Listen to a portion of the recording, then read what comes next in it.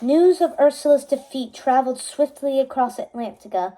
As King Triton and Ariel escorted Eric back toward the shore, dozens of mermaids and mermen had been under the sea witch's thrall came up to the surface to thank those responsible for saving them.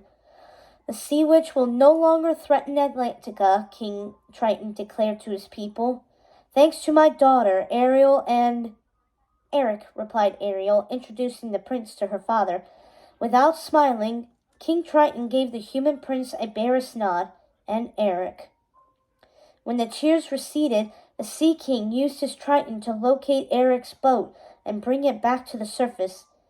Thank you, your majesty, said Eric. It's time you go home, young man.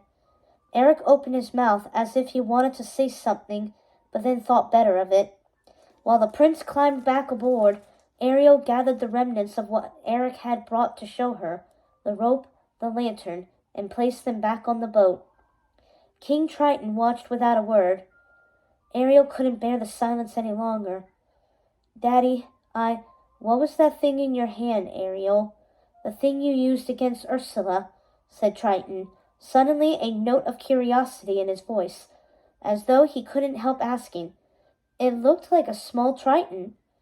Ariel tilted her head, surprised by the question. It's called a fork, Daddy. Humans use it to eat their food, she smiled, or comb their hair. A fork, mused King Triton. And what did you use to tie around Ursula's arms? Rope, your majesty, Eric supplied. A picnic basket, Ariel said, holding up the broken basket she'd thrown onto Ursula's head. And my favorite, this is an umbrella. She opened it. Humans use it to cover themselves from the rain. Intriguing, Triton murmured. He let out a sigh and lowered his Triton as he turned to face Eric. It was brave of you, young man, to risk your life to save my daughter. Then he turned to Ariel. And you, my youngest daughter, you used those items from the human world ingeniously to defeat the sea witch. We would never have known she was keeping all those merfolk captive if you hadn't. Ariel beamed at her father and at Eric. So what does that mean, Daddy? She asked.